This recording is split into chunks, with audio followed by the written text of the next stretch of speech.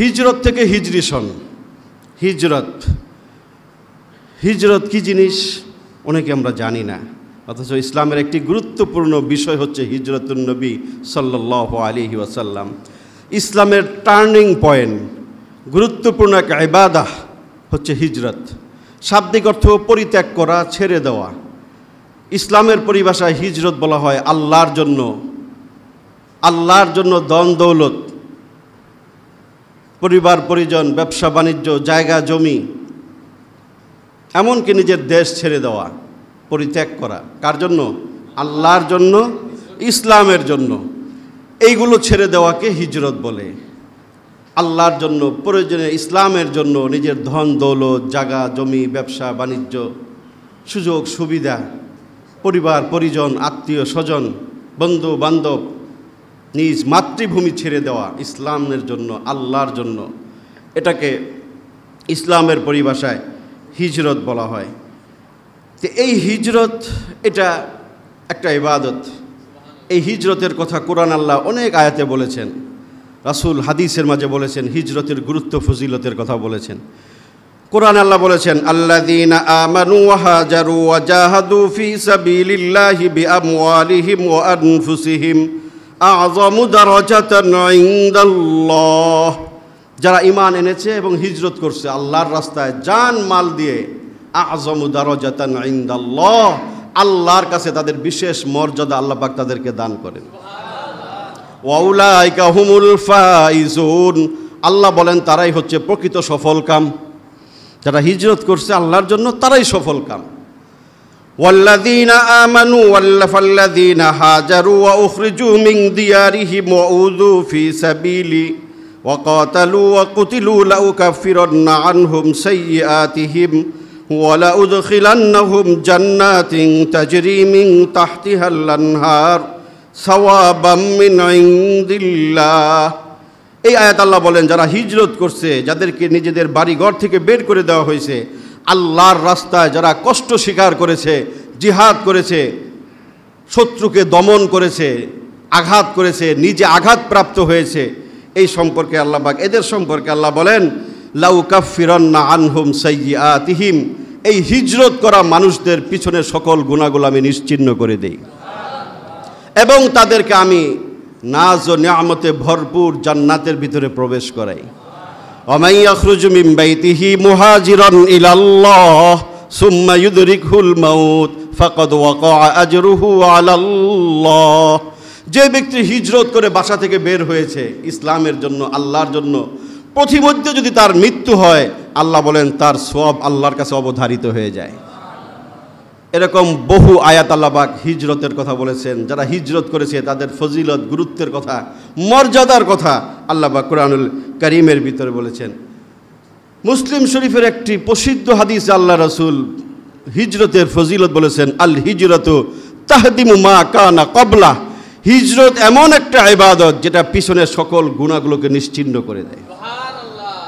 ইসলাম গ্রহণ করলে পিছনের গুনাহ মুছে যায়, হিজরত করলেও পিছনের সকল গুনাহগুলো আল্লাহ পাক মুছে দেন। তো হিজরতের এত গুরুত্ব। এই হিজরত করেছেন ইসলামের প্রথম যুগে সাহাবায়ে কেরাম, নবী মুহাম্মদুর রাসূলুল্লাহ সাল্লাল্লাহু আলাইহি ওয়াসাল্লাম। এক কঠিন পরিস্থিতির মধ্য দিয়ে তারা হিজরত করেছেন। যখন মুসলমানদের উপর জুলুম নির্যাতন চলে মক্কায়, ধর্মীয় অধিকার নাই, সামাজিক অধিকার নাই, কোনো নিরাপত্তা নাই, সর্বপ্রকার জুলুম নির্যাতন চলতেছে মুসলমানদের উপরে, তখন আল্লাহ পাক নবী মুহাম্মদকে নির্দেশ দিলেন যে আপনি হিজরত করেন। সাহাবায়ে কেরামকে হিজরতের নির্দেশ দিলেন রাসূল, যে এই মক্কা ভূমিতে আর আমাদের থাকার সুযোগ নাই, হিজরত করো, ইসলামের জন্য হিজরত করতে হবে। সাহাবায়ে কেরাম হিজরত করলেন। ইতিহাস দীর্ঘ, ইসলামের ইতিহাস পড়লে দেখবেন যে সাহাবায়ে কেরাম কতটা কষ্ট করে হিজরত করেছেন, বাড়িঘর ছেড়েছেন। অনেকে স্ত্রী ছুঁয়ে গেছেন, আত্মীয় স্বজন কাফের ছিল, স্ত্রীর দিকের আত্মীয় স্বজন বলছে না তুমি যাও, আমাদের মেয়ে নিতে পারবো না। সন্তান রেখে দিছে, স্ত্রী রেখে দিছে, অনেক সাহাবীদের ধন সম্পদ সব রেখে দিছে, আমাদের এখানে থেকে তুমি ব্যবসা করে ধন সম্পদ কামাইছো, এগুলো তো নিয়ে যেতে পারবা না। হাসি মুখে সাহাবায়ে কেরাম আল্লাহর জন্য, ইসলামের জন্য সব ছেড়ে দিয়েছেন। নিজের জান নিয়ে গোপনে তারা ইসলাম মক্কা ছেড়ে মদিনার দিকে হিজরত করেছেন। সর্বশেষ হিজরত করেছেন নবী মুহাম্মদুর রাসূলুল্লাহ সাল্লাল্লাহু আলাইহি ওয়াসাল্লাম এবং আবু বকর। এই দুইজনের হিজরতের কথা আল্লাহ পাক কোরআনে বলেছেন। 27শে সফর 12 কিংবা 13 সেপ্টেম্বর 622 খ্রিস্টাব্দে এই হিজরতটা সংগঠিত হয়েছে। পবিত্র জুমার রাতে রাসূল ঘর থেকে বের হয়েছেন। এর আগে কাফেররা সিদ্ধান্ত নিছে, দারুন নাদওয়া একটা প্রসিদ্ধ জায়গা ছিল, কাফেরদের সংসদ বলা হতো, মুশরিকদের সংসদ। সেখানে রাসূল সম্পর্কে কি করা যায় আলোচনায় বসছে। এক একজন এক এক পরামর্শ দেয়। কেউ কেউ হাত পা ভেঙে হেলাও মুহাম্মদের, কেউ কেউ বন্দি করে রাখো, কেউ কেউ ঘাট ধাক্কা দিয়ে বের করে দাও। এক একজন এক এক পরামর্শ দিচ্ছে। কারো পরামর্শ সবার পছন্দ হয় না। সর্বশেষ আবু জাহাল কমবখ্ত সে প্রস্তাব দিছে, না এইভাবে তাকে দেশান্তর করলে লাভ নাই, কারণ সে যে জনপ্রিয়, যেখানে যাবে সেখানে সে তার বাহিনী গড়ে তুলবে, তার অনুসারীর অভাব নাই, তাকে বের করা যাবে না, তাকে আমরা মারবো, বন্দি রাখবো, তার যে অনুসারী তারা তাকে ছুটায় নিয়ে যাবে, তাকে এইভাবে বন্দি করেও রাখা যাবে না। সে পরামর্শ দিল, তার একমাত্র সমাধান হচ্ছে তাকে হত্যা করে ফেলো, মুহাম্মদকে হত্যা করে ফেলো। এখন অন্যরা কয় হত্যা যে করবো হ্যাঁ কি সারবো মুসলমান, হ্যাঁ তো মেরে হেলাইব। তাহলে কাজ করো, 11 গোত্র থেকে 11 জন লোক সিলেক্ট করো, 11 জন লোক একসাথে মোহাম্মদকে হত্যা করবে। তাহলে 11 গোত্রের বিরুদ্ধে মোহাম্মদের অনুসারীরা মুসলমানরা প্রতিশোধ নিতে পারবে না। তাহলে 11টা গোত্রকে আমরা শরিক করব। 11 গোত্র থেকে 11 জন লোক সিলেক্ট করা হলো, দলপতি হচ্ছে আবু জেহেল। চূড়ান্ত সিদ্ধান্ত মোহাম্মদকে হত্যা করবে পরামর্শ। এই কথাটা আল্লাহ কোরআনে ওহির মাধ্যমে রাসূলকে জানাই দিয়েছেন, ওয়াইদ ইয়ামকুরু বিকাল্লাযীনা কাফারু লিয়ুসবিতুকা আও ইয়াকতুলুকা আও ইউখরিজুক ওয়া ইয়ামকুরুনা ওয়া ইয়ামকুরুল্লাহ ওয়াল্লাহু খায়রুল মাকিরিন। সূরাত আনফাল আল্লাহ বলেন, যখন তারা চক্রান্ত করলো কাফেররা, ওয়াইদ ইয়ামকুরু বিকা আপনার সম্পর্কে তারা যখন চক্রান্ত করলো, লিয়ুসবিতুকা আও ইয়াকতুলুকা আও ইউখরিজুক, কেউ বলল হত্যা করবে, কেউ বলল বের করে দিবে, কেউ বলল বন্দি করবে, ইত্যাদি ইত্যাদি। ওয়ায়ামকুরুনা ওয়ায়ামকুরুল্লাহ, আল্লাহ বলেন তারা ষড়যন্ত্র করে, আল্লাহ সেই ষড়যন্ত্রের দাঁত ভাঙ্গা জবাব দেন। ওয়ায়ামকুরুনা ওয়ায়ামকুরুল্লাহ ওয়াল্লাহু খায়রুল মাকিরিন, আল্লাহ সর্বোত্তম কৌশলী। আল্লাহ মুহাম্মদকে জানাই দিলেন যে তোমার বিরুদ্ধে হত্যার ষড়যন্ত্র হচ্ছে। যেই দিন তাকে হত্যার জন্য বাড়ি ঘেরাও করছে, ওই 11 জন গোত্রের লোক সহ অনেক লোক মুহাম্মদের বাড়ি ঘেরাও করছে। এর আগে মুসলমানদেরকে রাসূল বলছেন তোমরা চলে যাও, মক্কা ছেড়ে চলে যাও, মদিনায় চলে যাও, সবাই চলে গেছে। রাসূলকে হত্যার চূড়ান্ত প্ল্যান যেদিন এই রাতে হত্যা করবে, সেটা ছিল জুমার রাত।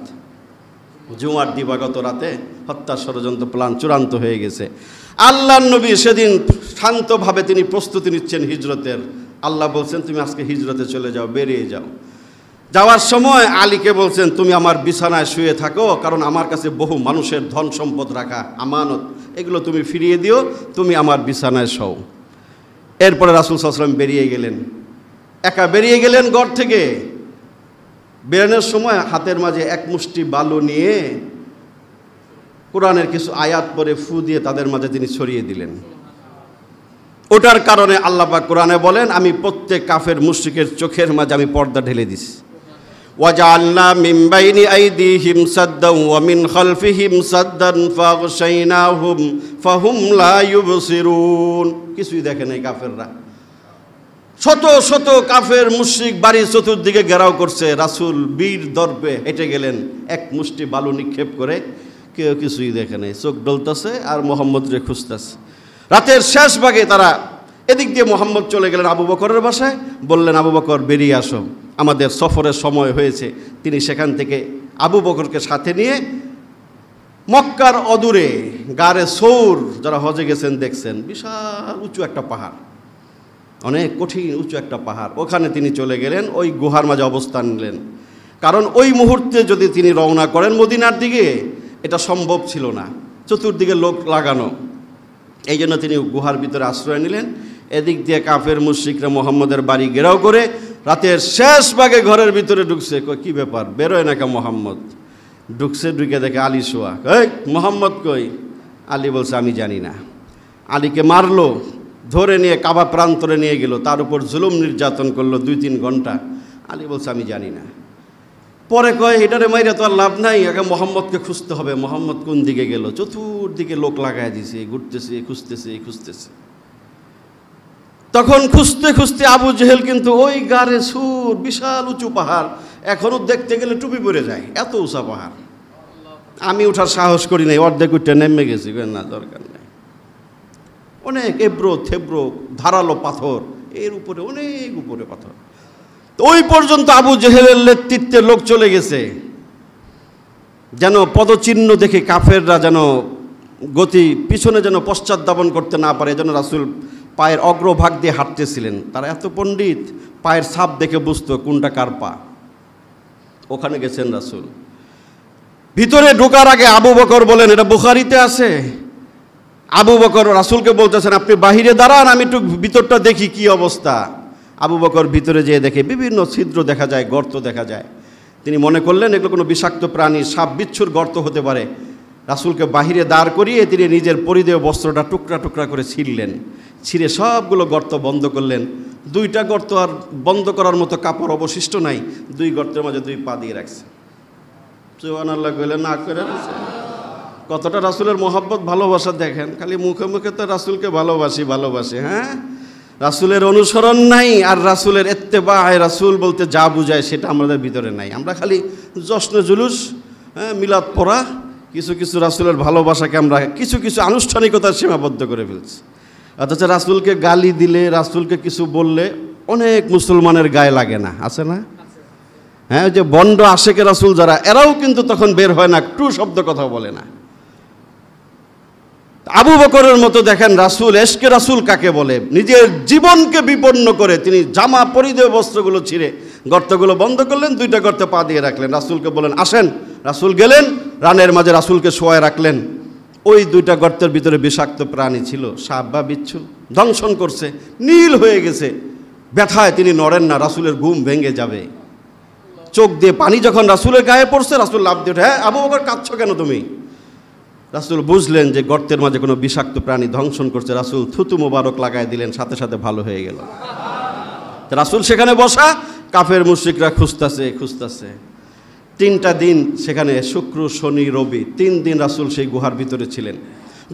খুঁজতে যখন পেরেশান, শেষ কয় মোহাম্মদ নাই, একটু ঠান্ডা হয়ে গেছে, গেছে কোন দিকে আর খুঁজে তো পেলাম না।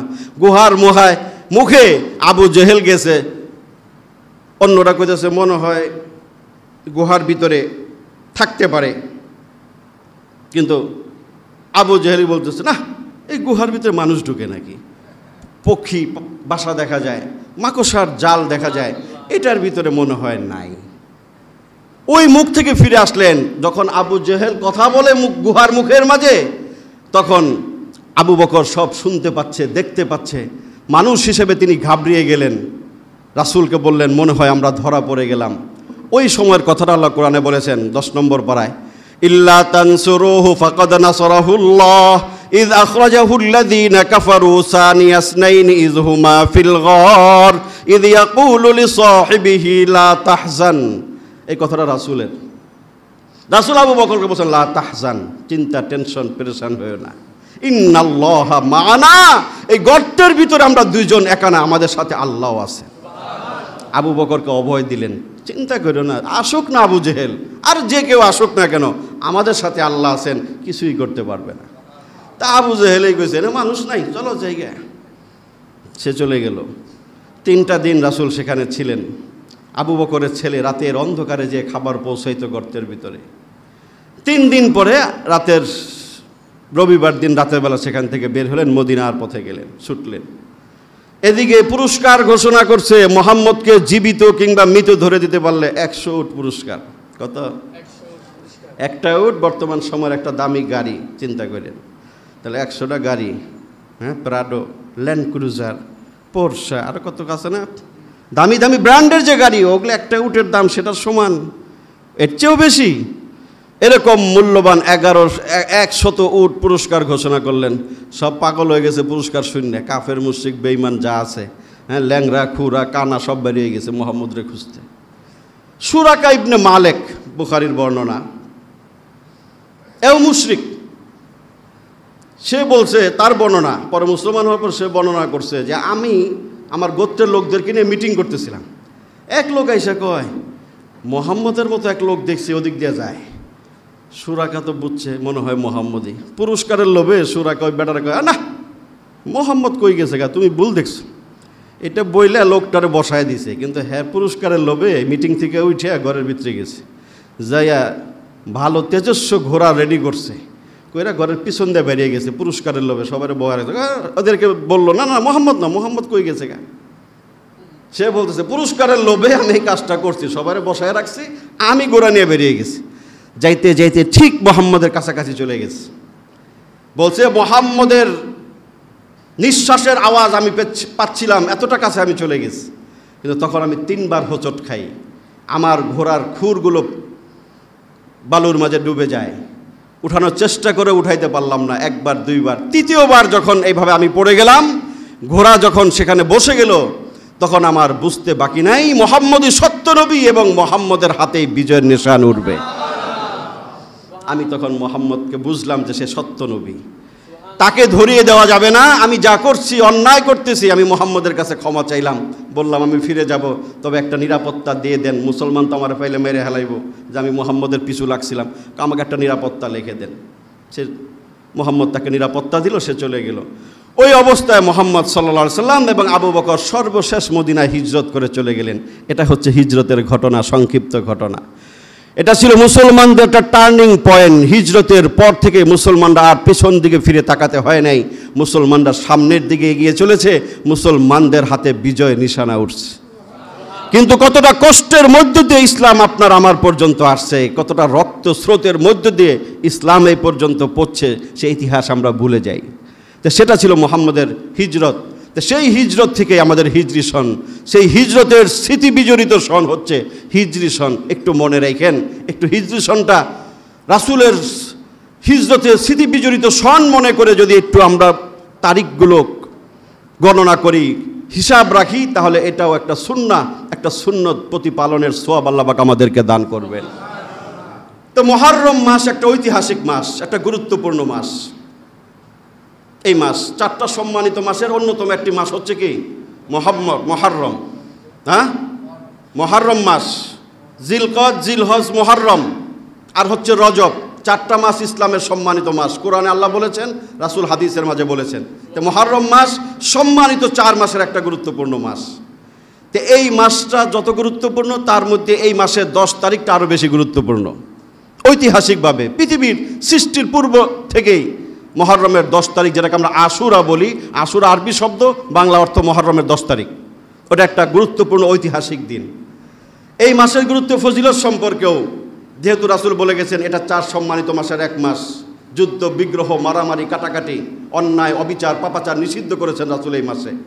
এবং এই মাসের গুরুত্ব বোঝাতে যে রাসূল এক হাদিসের মাঝে বলেছেন, সহিহ হাদিসের মাঝে, আফজালুস সিয়াম বাদা রমাদান শাহরুল্লাহিল মুহররম ও আফজালুস সালাত বাদা সালাতিল মাফরুজ ও সালাতুল লাইল। সহিহ হাদিসে রাসূল বলেন, রমজানের পরে সবচেয়ে গুরুত্বপূর্ণ মাস হচ্ছে, যে মাসে রাসূল সবচেয়ে বেশি নফল রোজা রাখতেন, সেটা হচ্ছে শাহরুল্লাহিল মুহররম, মুহররম মাসের রোজা।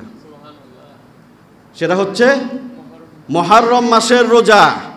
মুহররম মাসের রোজা রাসূল রমজানের পরে সবচেয়ে বেশি গুরুত্ব দিয়ে যেই মাসে নফল রোজা রাখতেন, সেটা মুহররম মাসের রোজা, আল্লাহ রাসূল বলে গেছেন।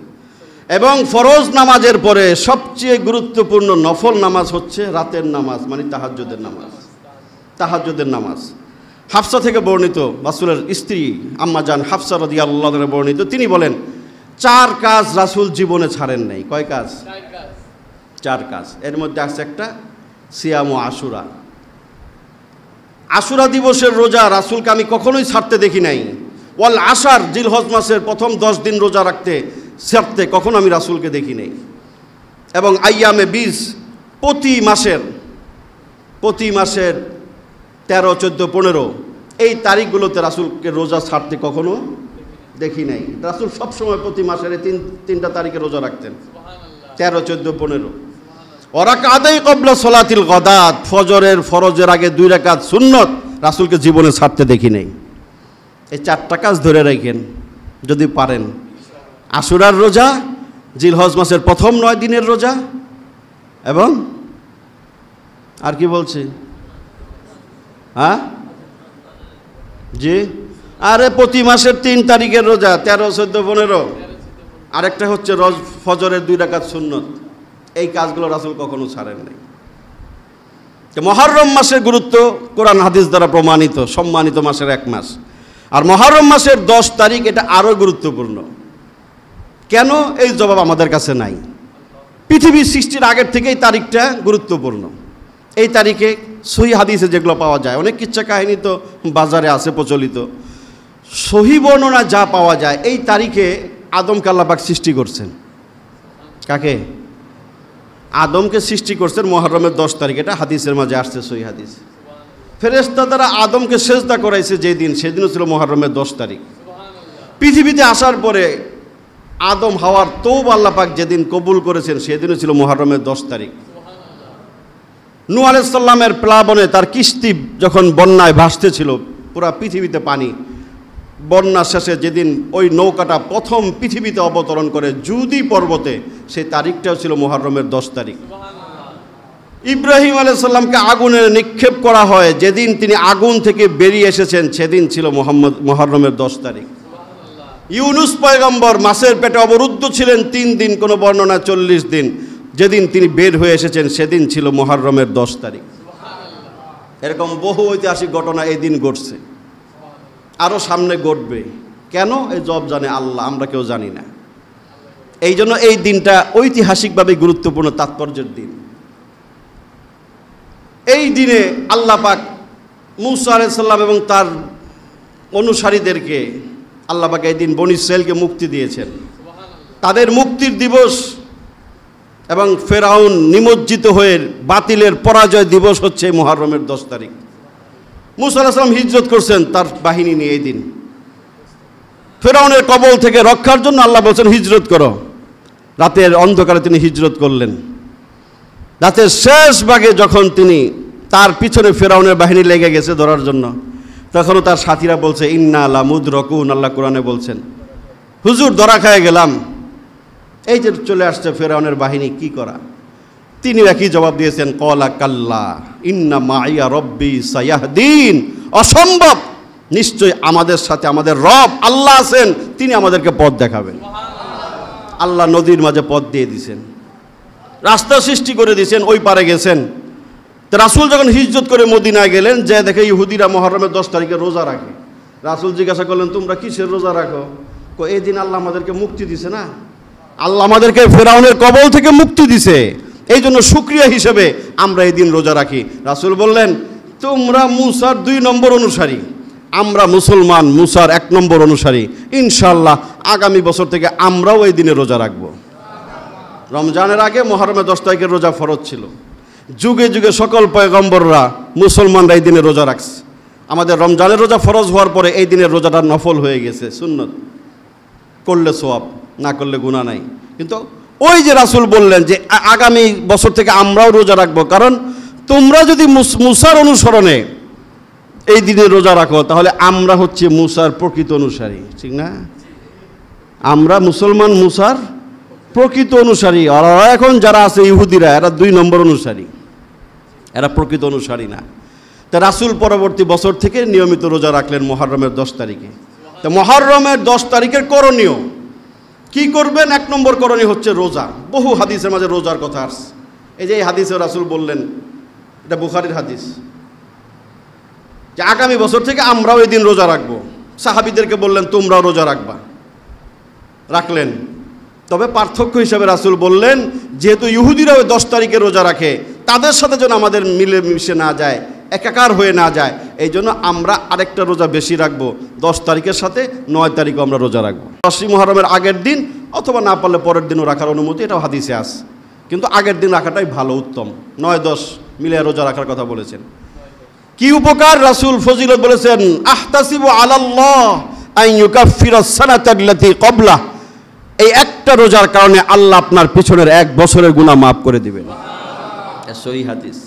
1 বছরে কত গুনাহ করছি, গুনাহগুলো মুছে দেওয়ার নিশ্চয়তা গ্যারান্টি দিয়েছেন রাসূল। যদি তুমি এই একটা রোজা, একটা বলে মানে দুইটা, একটার সাথে একটা মিলে দুটা রোজা যদি কেউ রাখে, আল্লাহ রাসূল বলে গেছেন যে আমি তো বিশ্বাস করি, প্রত্যাশা রাখি আল্লাহর কাছে যে আল্লাহ পাক এই রোজার বদৌলতে তার পিছনের 1 বছরের গুনাহ আল্লাহ মাফ করে দিবেন।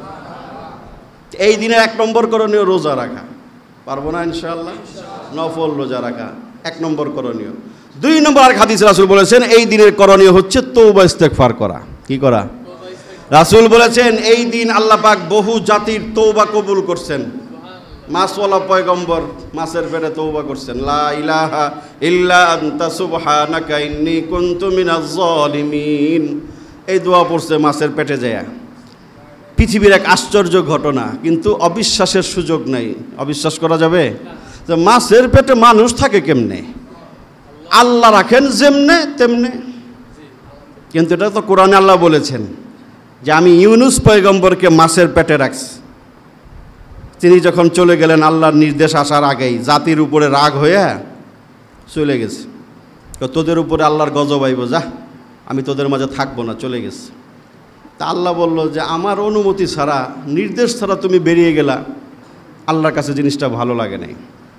কথাটা আল্লাহ পাক 17 নম্বর পারায় কোরআনে কোট করেছেন, ওয়াজান্নুন ইয যাহাবা মুগাদিবান ফাযান্না আল্লান নাকদিরু আলাইহি ফানাদা ফিজ যুলুমাত আল্লা ইলাহা ইল্লা আনতা সুবহানাকা ইন্নী কুনতু মিনাজ জালিমিন।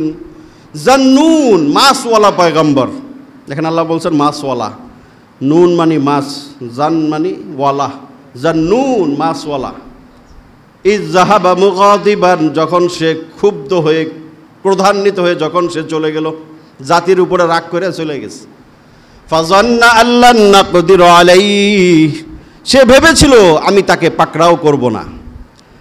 পরে তো আমি তাকে পাকড়াও করলাম মাছের পেটে। যে সে কি করছে সেটা আল্লাহ বললেন, ফানাদা ফিজ যুলুমাত, সে অন্ধকারে আমাকে ডেকেছে। মাছের পেটের অন্ধকার, সমুদ্রের তলদেশের অন্ধকারে থেকে সে আমাকে ডাকছে। ফানাদা ফিজ যুলুমাত, কিভাবে ডাকছে? আল্লা ইলাহা ইল্লা আন্ত, লা ইলাহা ইল্লা আন্ত, তুমি ছাড়া তো কোনো মাবুদ নাই, কোনো রব ইলাহ আমার কেউই নাই আল্লাহ। আল্লাহ ইলাহা ইল্লা আন্ত সুবহানাক, তুমি এক পুত পবিত্র সত্তা। ইন্নী কুনতু মিনাজ জালিমিন, নিশ্চয়ই আমি একজন জালেম, আমি জুলুম করছি আল্লাহ, আমি অপরাধী, তোমার কাছে স্বীকার করতেছি তুমি ছাড়া কোনো মাবুদ নাই, ইলাহ নাই, রব নাই, তুমি মেহেরবানি করে তুমি আমারে মাফ করে দাও। ক্ষমা চাওয়ার সর্বোত্তম একটি দোয়া, বিপদে পড়লে যে কাজগুলো করণীয় মুসলমানের, এর মধ্যে অন্যতম গুরুত্বপূর্ণ ওজিফা দোয়া হচ্ছে এটা, দোয়া ইউনুস যেটাকে আমরা বলি। কারণ আল্লাহ পরে বলেছেন ফাস্তাজাবনা লাহু, আমি তার দোয়া কবুল করছি। ওয়ানাজ্জাইনাহু মিনাল গাম, এবং তাকে আমি এই দুশ্চিন্তা মহা বিপদ থেকে আমি তাকে মুক্তি দিছি। ওয়াকাযালিকা নুনজিল মুমিনিন, এবং এই দোয়ার মাধ্যমে এইভাবেই আমি মুমিনদেরকে মুক্তি দিয়ে থাকি। সুবহানাল্লাহ। ওয়াকাযালিকা নুনজিল মুমিনিন, এই আয়াতটাই আমাদেরকে, এই শব্দটা আমাদেরকে আশান্বিত করে যে এই দোয়ার ভিতরে মুক্তির ওজিফা আছে। আপনি কঠিন বিপদে মুসিবতে আছেন, এই দোয়া বেশি বেশি পড়েন। বিপদ মুক্তির যে কার্যকর যে দোয়াগুলো কোরআন হাদিসে আছে, এর মধ্যে অন্যতম গুরুত্বপূর্ণ দোয়া হচ্ছে এই দোয়া, লা ইলাহা ইল্লা আনতা সুবহানাকা ইন্নী কুনতু মিনাজ জালিমিন। তো এই দোয়া কবুল করে আল্লাহ যেদিন মুক্তি দিয়েছেন সেটা ছিল 10ই মুহররম। এই জন্য রাসূল বলেছেন 10ই মুহররমের আশুরা দিবসের অন্যতম একটি করণীয় হচ্ছে আমাদের বেশি বেশি তওবা ইস্তেগফার করা। যেহেতু এই দিনে আল্লাহ পাক বহু জাতির তওবা কবুল করছেন, দোয়া কবুল করছেন, তাহলে আমরাও যদি এদিন বেশি বেশি তওবা ইস্তেগফার করি, আল্লাহ পাক আমাদের তওবা ইস্তেগফার কবুল করবেন। এই জন্য রোজা রাখবেন এবং বেশি বেশি দোয়া ইস্তেগফার, তওবা ইস্তেগফার করবেন এবং আল্লাহর কাছে দোয়া করবেন। এই 2-3টা জিনিস হাদিস থেকে পাওয়া যায়। আর বাকি মুহররমের শিক্ষা, আশুরা দিবসের শিক্ষা, তাৎপর্য যেগুলো আমরা জানি সহিহ কোরআন হাদিস থেকে, সেগুলো বিশ্বাস মনে ধারণ করবেন যে সকল বিপদের মাঝে একমাত্র সাহায্যকারী কে? যেভাবে রাসূলকে করেছেন, সাহাবায়ে কেরামকে আল্লাহ সাহায্য করেছেন, মূসা পয়গম্বরকে করেছেন, তো সেই আল্লাহ এখনও আছেন। হকের বিজয় অবশ্যম্ভাবী অবধারিত, বাতিলের মিথ্যা মিথ্যার পরাজয় অবধারিত এই শিক্ষা মুহররমের 10 তারিখ আমাদেরকে দেয়। আমরা তো মনে করি মুহররমের 10 তারিখ মানে কারবালা। কারবালার ঘটনা এদিন ঘটছে, এটা ঠিক।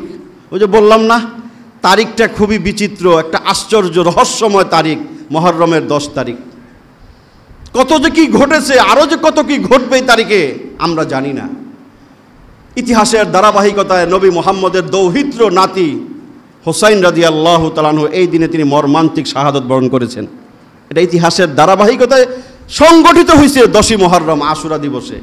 কিন্তু এইটার কারণেই এই দিনের তাৎপর্য, গুরুত্ব, ফজিলত হয় নাই, ঠিক কি না? বুঝলেন নাই বাংলাটা? কারণ এটা তো ঘটছে মাত্র কিছুদিন আগে, ঠিক না? বরং পৃথিবীর সৃষ্টির আগের থেকে এই তারিখটা গুরুত্বপূর্ণ। এই তারিখে বহু ঘটনা ঘটে আসছে। তাহলে মুহররমের 10 তারিখের গুরুত্ব, ফজিলত যদি আমরা কারবালাকে কেন্দ্র করে নির্ণয় করি, তাহলে এটা ভুল হবে না? এটা ভুল। এটার সাথে এটার কোনো সম্পর্ক নাই। হ্যাঁ, ইতিহাসের ধারাবাহিকতায় একটা মর্মান্তিক ঘটনা এই দিনে ঘটছে, সেটা নবীর নাতির শাহাদত বরণ কারবালা প্রান্তরে। এটা একটা মর্মান্তিক দুঃখজনক ঘটনা আমাদের জন্য। কিন্তু এটার কারণেই 10ই মুহররমের কারবালার দিন শোক দিবস, এই দিন মুহাম্মদের নাতির মৃত্যু দিবস, এই হিসাবে কি করা হয়? সমাজে অনেক রকম বেদাত, কুসংস্কার এই দিনের নামে চলে। চলে না? চলে না? ডোল বানাইতেছে না? তাজিয়া মিছিল হয়, শোক মিছিল। জায়েজ আছে? শোক মিছিল যদি জায়েজ থাকতো তো মুহাম্মদের নামে শোক মিছিল হইতো, ঠিক না? হয় শোক মিছিল। তাহলে নাতির নামে কিসের শোক মিছিল? এগুলো শিয়ারা করে। তাদের ধর্ম বিশ্বাসের সাথে আমাদের ধর্ম বিশ্বাসের অনেক পার্থক্য আছে, অনেক পার্থক্য আছে। শিয়াদের অনেকগুলো গ্রুপ, গোষ্ঠী আছে। কিছু কিছু গোষ্ঠীর আকীদা তো এমন জঘন্য, যারা ইসলামের গণ্ডির ভিতর থেকে বেরিয়ে যায়। শিয়াদের সৃষ্টি এই সমস্ত হাই হচ্ছেন, হাই হচ্ছেন, হাই হচ্ছেন নামে যে সমস্ত কার্যকলাপ হয় মুহররমের 10 তারিখে, এগুলো সব শিরিক, কুফর, বেদাত, এছাড়া কিছুই না। তাজিয়া মিছিল বানানো, শরিক হওয়া, যাওয়া, মান্যত করা সবগুলো হারাম। হ্যাঁ, হিন্দুরা দেখেন না কদিন আগে রথ টানছে, রথ, এরা রথ টানে আর এরা কী করে? তাজিয়া মিছিল টানে, একটা কবরের মতো বানায়, এটাকে নিয়ে নিয়ে রাস্তায় রাস্তায় ঘুরে। তাহলে হিন্দুদের রথযাত্রার সাথে এটা পার্থক্য হইল কই? দেখেন নাই কদিন আগে রথযাত্রা করতে যায় কতটি মরল বিদ্যুৎ স্পৃষ্ট হয়ে? হ্যাঁ, রথযাত্রা করতেছে, ওরা ওইটারে খুব পুত পবিত্র, খুব সম্মানের বস্তু ভাবতেছে। তুমি মুসলমান, তুমিও যদি রাসূলের নাতির মৃত্যু দিবসে যদি মনে করো যে এরকম একটা কবর বানাইয়া তাজিয়া মিছিল, চতুর্দিকে মানুষে ঘুরে চুমা খায়, ভক্তি করে, মান্যত মানে, দেখেন নাই? দেখলে সব ওই শিরিক, একই কাজ, শিরকি কাজ। এটার সাথে ইসলামের কোনো সম্পর্ক নাই। এগুলোর সাথে যেন আপনার আমার সন্তান জড়িত না হয়। অনেকে তামসা দেখতে যায়, একটু দেখি। হ্যাঁ, যেমন হিন্দুদের অনেক অনুষ্ঠানে আমাদের মুসলমানরা তামসা দেখতে যায় না?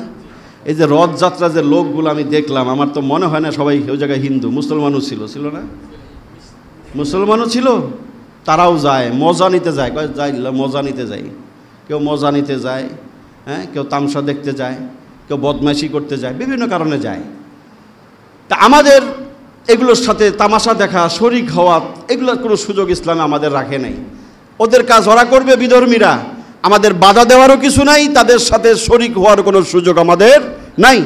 কিন্তু আমাদের ইসলামের ভিতরে যারা রাসূলের নাতির মৃত্যু দিবসকে কেন্দ্র করে যারা এগুলো করতেছে, সেখানেও আপনার আমার সন্তান, আপনি আমি শরিক হতে পারি না, সাপোর্ট করতে পারি না।